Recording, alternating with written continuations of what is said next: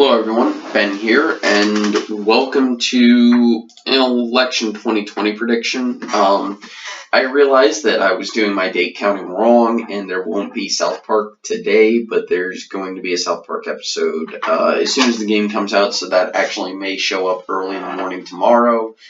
Anyway, so I'm going to do a prediction that I'm going to get out of the way.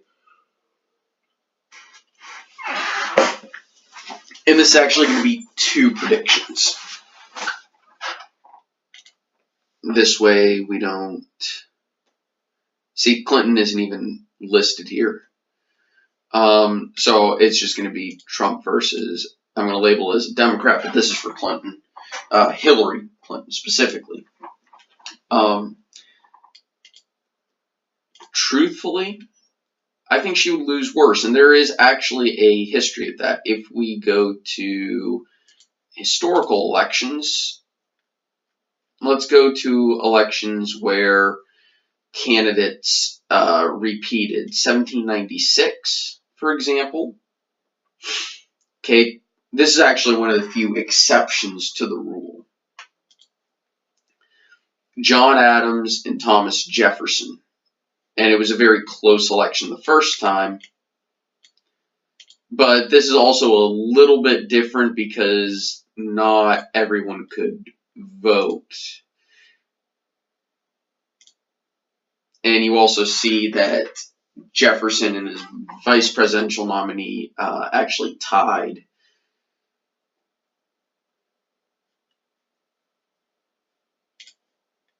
Okay, so then we go to, if I remember correctly, it was 1824, was another, and this is also an exception. Again, voting didn't really take into effect in a lot of these states, believe it or not. Plus, this one also went to the House, so it's a little wacky anyway. The reason why Virginia looks like this, or why West Virginia looks like like this, is because it was actually part of Virginia. So as we can see, Andrew Jackson actually got a plurality of both popular votes and electoral votes, but he wound up losing the election in the House. So we're going to go to 1828, where Andrew Jackson had an overwhelming victory, to say the least. At least, and again, still, not everybody was voting in a lot of places. There wasn't popular votes in a lot of the states. And you can look at, county by county maps. A lot of them will be blank. So now we need to go back to the historic elections to find the next example. And I'm trying to remember.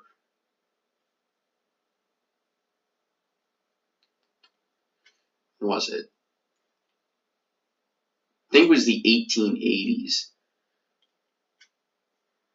Okay, so, and this is to show you why I don't think Hillary Clinton would win and why she would lose by worse.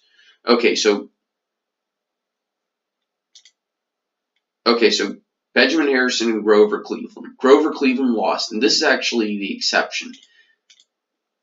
And notice that Grover Cleveland actually, this is the non-consecutive president thing. You notice that New York was actually a swing state. But this one also had some fuckery with, and yes, I know I probably shouldn't use that word, but it had some really screwy results with third-party candidates. But even then, that wouldn't have been, may have been enough to flip a few of these states. But moving on, actually, 1896 is a very good example of this. Okay, so William Jennings Bryan lost pretty handedly to William McKinley, despite winning a massive swath of the country, as you can see. And because he's a Democrat, back in this day and age, Democrats always won the South. Well, if we fast forward, William Jennings Bryan actually ran again and lost even worse. He did manage to actually flip Kentucky.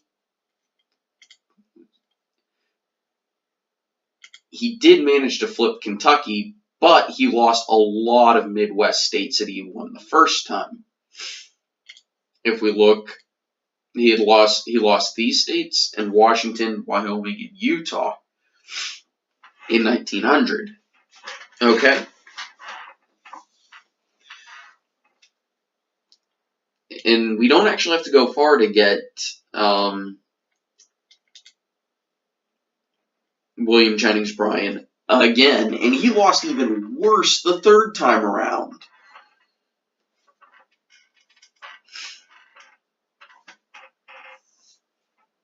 And yeah.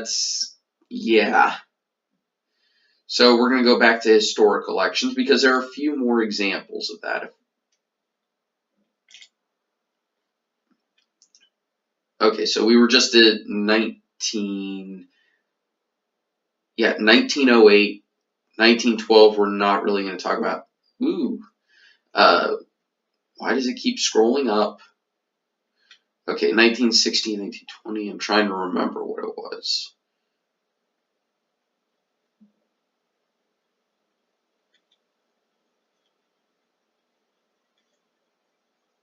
(1944) Thomas Dewey, the Republican, he was going up against an extremely popular Democrat president who won by 3 million votes, which at the time was about 6. Really? It's a little bit less than. Wow. If you expanded that out, he would have lost by about 6 million votes at 100 million. It's only a 6% margin of victory, and that is pretty handed victory for FDR. That said, I think a lot of people were getting tired of consecutive Democrat rule in some of these areas. But, not enough to get the president out. Okay, so Dewey ran again against Truman. He actually did better, but that's because you didn't have FDR. Truman was running for a term in his own right. Really, Strom Thurmond? God, that guy was old.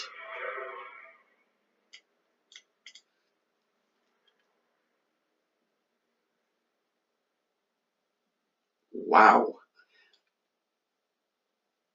And he probably took votes away from Truman. And I think the only reason why Dewey did better here is because FDR wasn't running, because he died in 1945. Anyway.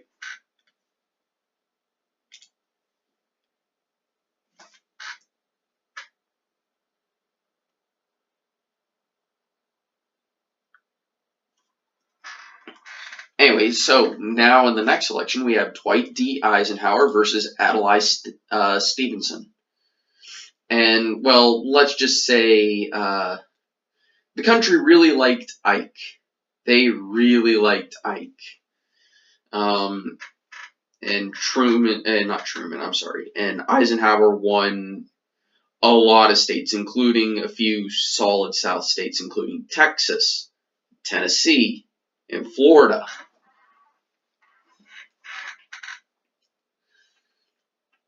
And guess what? We had a repeat of Dwight Eisenhower versus Adlai Stevenson.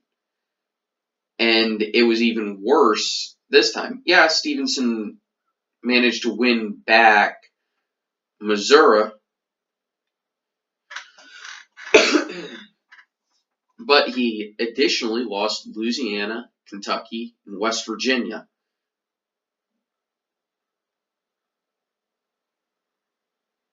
And that's just terrible. Not only does this show the power of incumbency, but it also shows you what happens when you run a candidate again.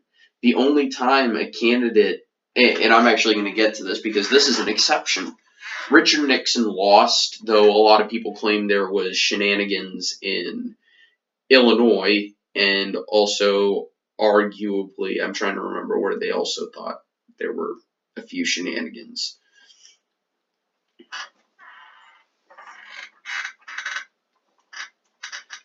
But even Illinois wouldn't have flipped the state completely.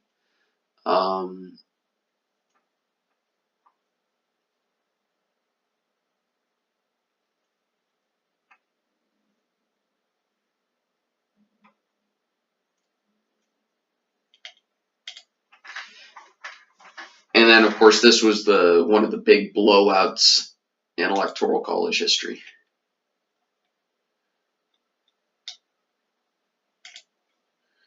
Okay.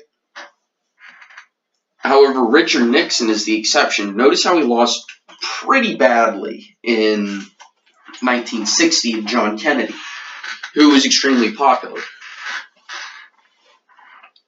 Well, Nixon won in his own right in 1968, and he won pretty handedly. And in the South, he was probably helped by George Wallace, who was a terrible, terrible candidate.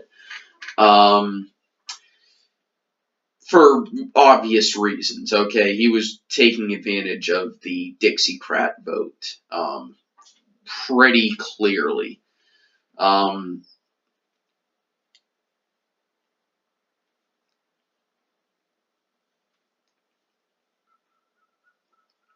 And yeah, this is kind of what a somewhat normal map would look like.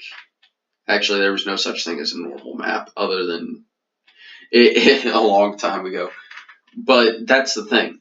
Nixon was one of the exceptions. And he only won because he was running against a different Democrat who had help from a third party, or who was getting hurt by a third party, and the fact that, well, Nixon was actually running a decent campaign, and there were a few other factors. Of course, Nixon destroyed McGovern. Maybe an understatement.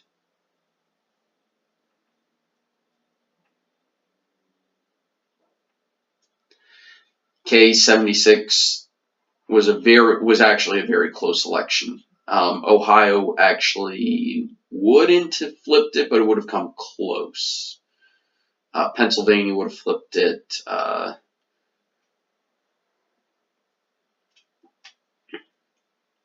No. Pennsylvania wouldn't have. New York would have flipped it.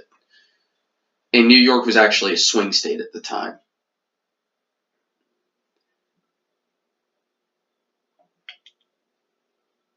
And as you can see, it was an extremely close election. Okay, and then Reagan destroyed Carter, who I think Carter only won his term because Nixon was so unpopular, and also because Nixon was pardoned by Ford, and people didn't like that. So the fact that Ford was even competitive in the election is surprising.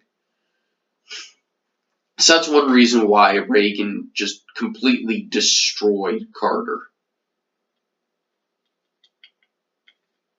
And if you look at how close the election was, it wasn't that close. Even if Carter flipped all the states that were pink, like within 5 points, he would have still lost the election by a very healthy margin.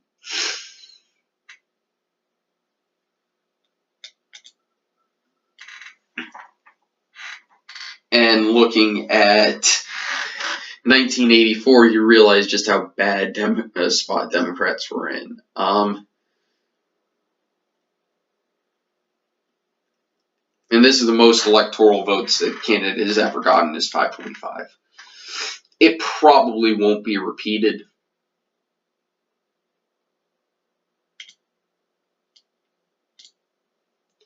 And here's another example. Even though he was an independent, he's still potentially gained, or not gained, but made the election he made the election extremely strange.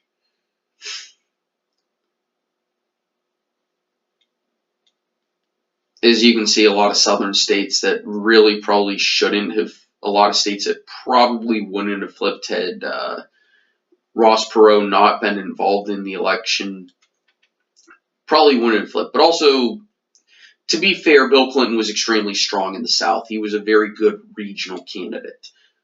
And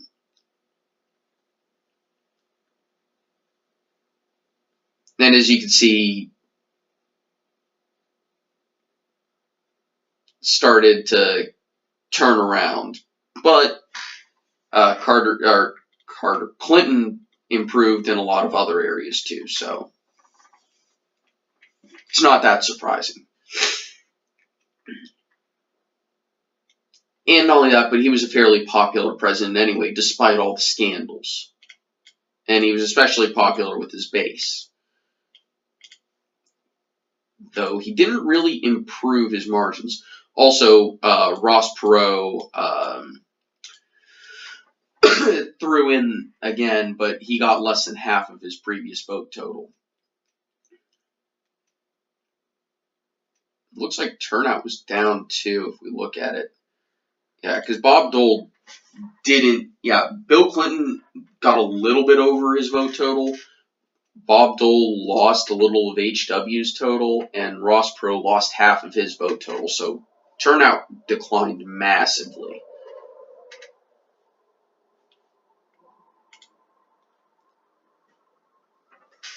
And yeah, this was a highly controversial one, but since then we haven't had a repeat candidate. So back to the map. And I know this is a long episode, but I kind of wanted to explain where my theory is coming from and some of the data that backs it up. Okay? So let's get through this. I'm going to turn this to just these to get rid of these guaranteed states.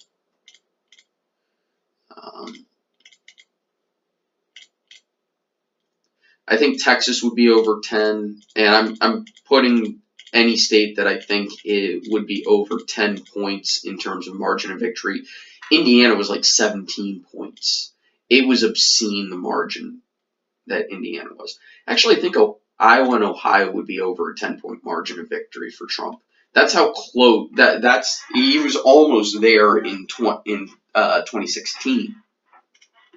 Now to get rid of the states that would vote for Clinton by those same margins, by stupid big margins, essentially. New York, Massachusetts, Rhode Island, Vermont. We'll talk about Connecticut, New Jersey. We'll talk about Delaware, Maryland, and DC.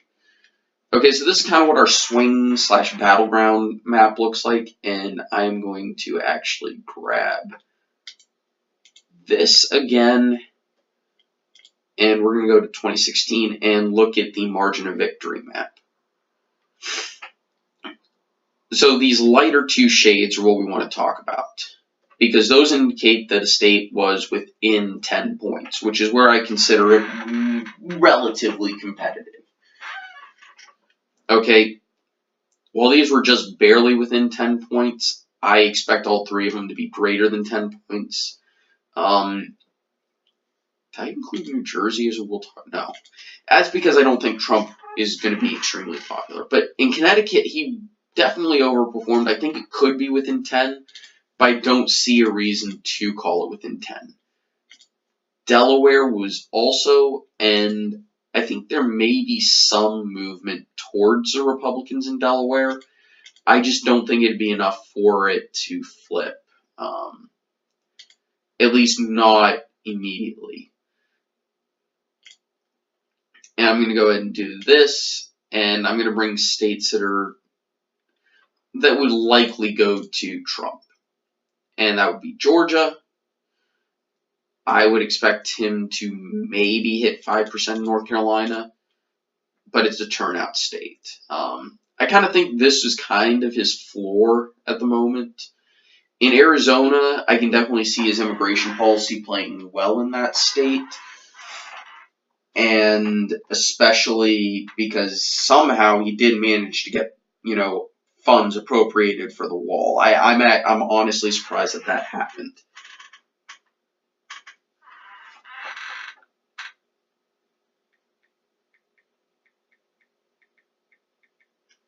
And yeah. So against Clinton, I don't see him winning these Southwest states, which will lean. I think New Mexico is still likely Clinton state. I don't see Trump improving much in these states, if at all. That vote would probably be likely. And now we're on to the parts that we already knew were going to determine the election.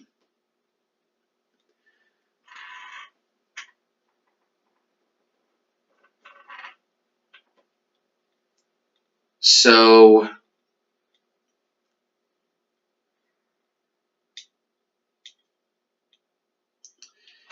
this is the part where it's difficult. In Pennsylvania, I'm going to have to pull up some results to show you because that's important.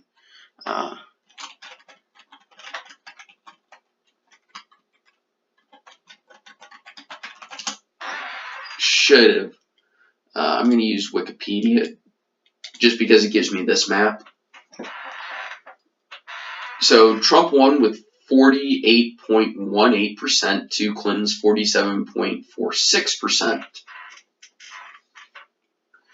Okay. Bucks County was an under 50% win. Same thing with Center County. Allegheny, Clinton was in between 50 and 60%. I forget what county this is. And also this county. I could see at least these two flipping towards Trump. I can honestly see Erie flipping back to Clinton.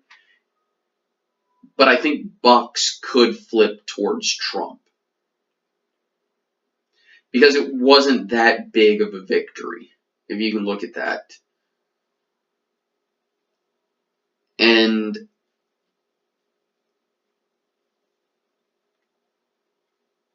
not only that, but if you look at it, Trump won every single county in the primary. And Bernie did extremely well in the rural T. Clinton really only did well in the areas Democrats normally do well. And also, turnout was up in 2016, and Trump still won the state.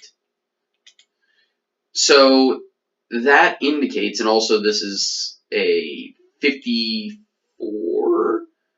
44,000 vote victory. I don't see where Clinton is getting those extra 40,000 votes.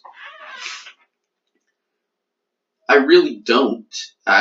You can try and tell me that she's going to run up the margin in Philly or in Philly more, more than she already did, but I just do not see it.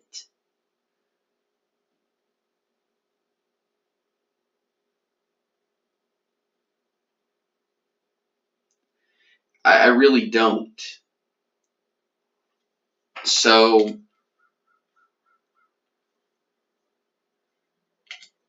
going here, it's still too close to call, but I think Trump is still the favorite, especially with the industrial sector doing as well as it has been. Erie County should never really go to the Republican, yet it did, and I don't see that changing. I just don't see it changing. I could see Allegheny County getting even closer, which Republicans should not win in places like that.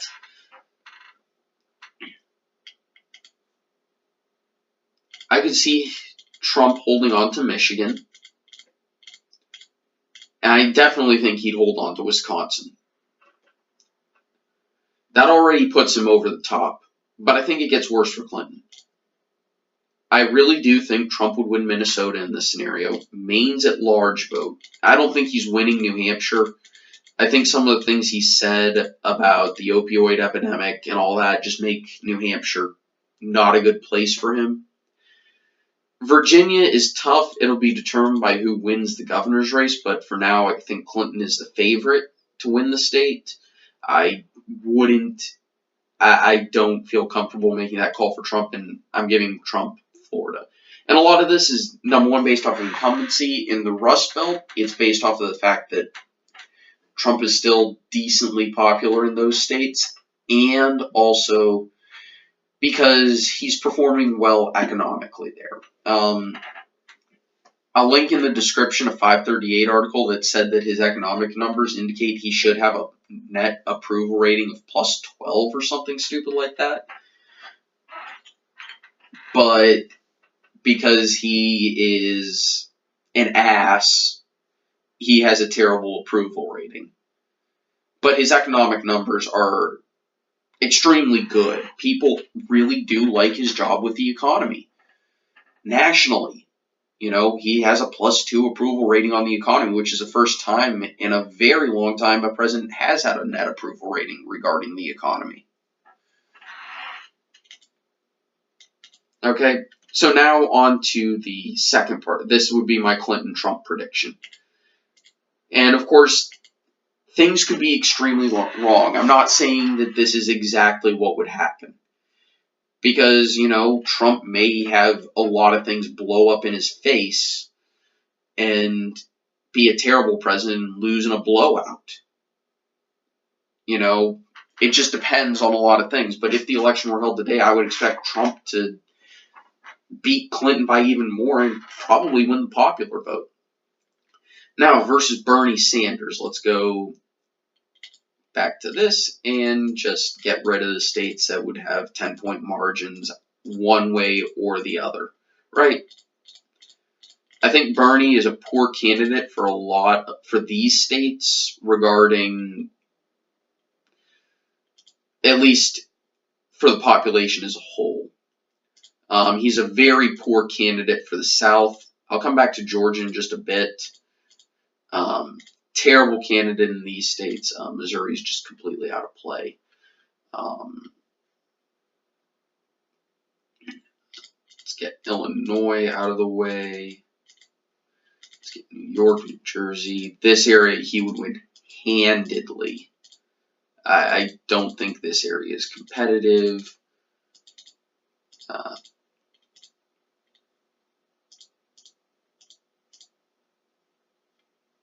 I think Trump would still narrowly, I'll go ahead and do this. I think Trump would still narrowly win this district, but he wouldn't be competitive statewide, for sure. So this is kind of what our battleground map starts looking like. I think Iowa stays with Trump, but nowhere near the margin. Same thing with Ohio.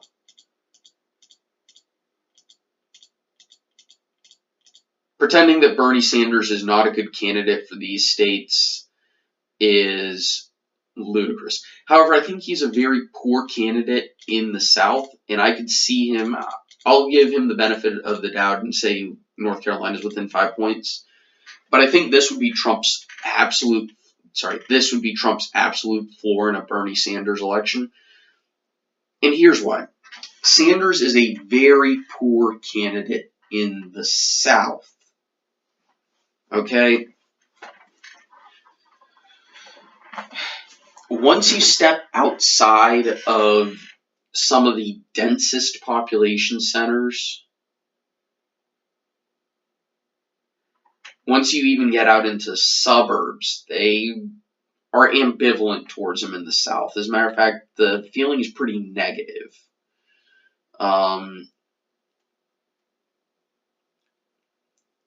Especially in the small towns. They think he is an idiot. And there is some basis for that. And yes, while I live in some of the more rural region, while I live in an extremely rural area, part of that's because of choice, so does Sanders.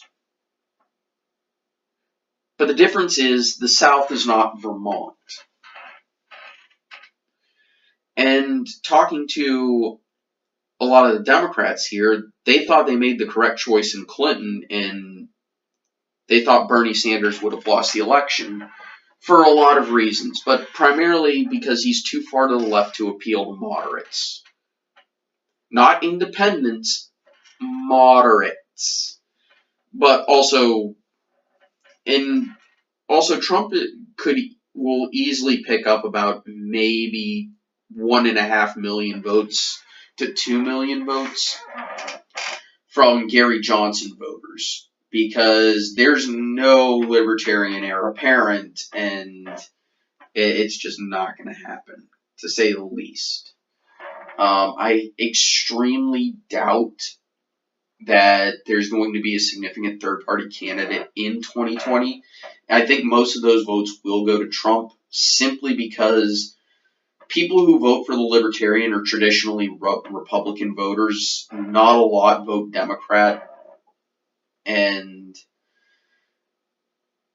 speaking as a Gary Johnson voter, there is no way in hell I would vote for Sanders. I mean, I wasn't even willing to vote Clinton because I had issues with Trump. My issues were mainly because he was an asshole, not because of policy. Clinton, I had issues that weren't, because she was a woman or anything like that. That's ludicrous. I mean, to say that, if you wouldn't vote for Clinton, you hate women, when a lot of Republicans would definitely vote Nikki Haley, is a little stupid. But anyway, trying to avoid those things. There's no way in hell I would vote Sanders. And if Sanders got the nomination, I would vote Trump, because Sanders would, if he got his way, do tons of damage to the economy. Definitely in the short run, and probably in the long run. In addition, I don't want the government babying me. I'm sorry, I already have parents. I don't need another. I'm sorry, no, I don't need another nanny. I got over needing a babysitter when I was 3. And that's essentially what, a Sanders-style government would be, is a nanny state. And that is not what appeals in the South, and it definitely doesn't appeal in a lot of these places. Virginia is a very moderate state. Moderate Dems win. Moderate Republicans win the state. You don't win with an ultra-conservative or an ultra-liberal. I could see Sanders losing Virginia. I really could. Remember, the Sanders-backed candidate for Democrats got blown out in the Democrat primary.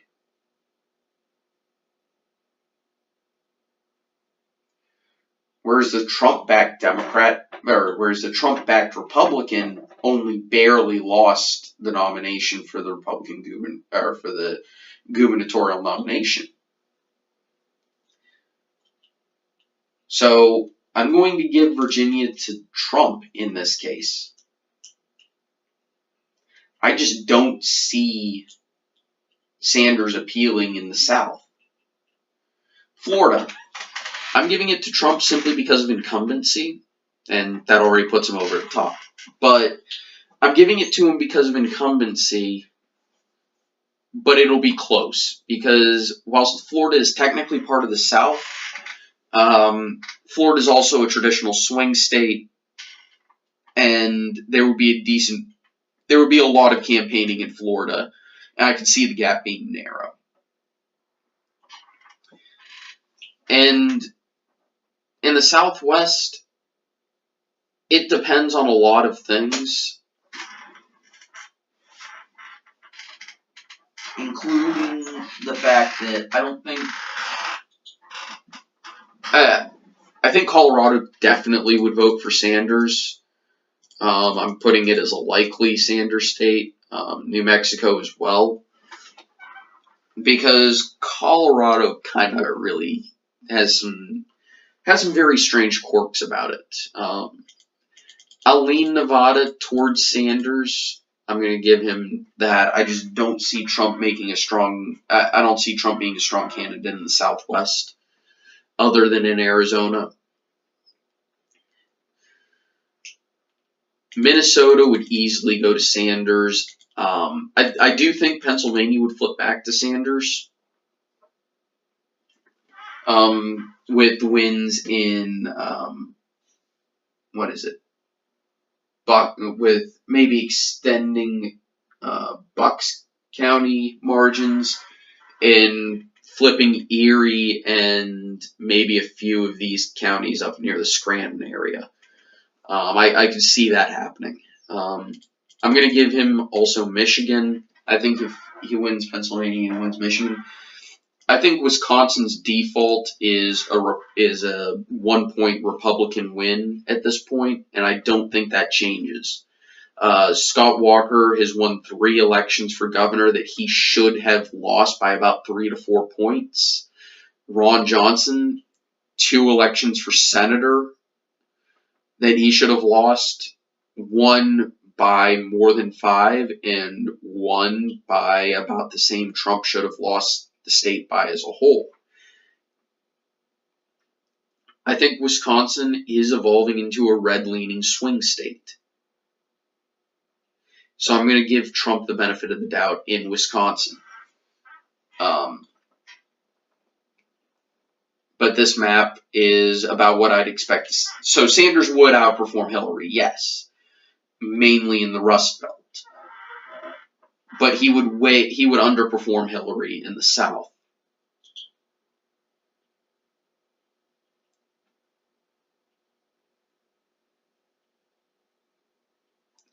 And again, it would be a very close election. But that's my honest thoughts on both a Clinton versus Trump rematch and a Bernie versus Trump election. And yes, I don't like Bernie Sanders in the slightest.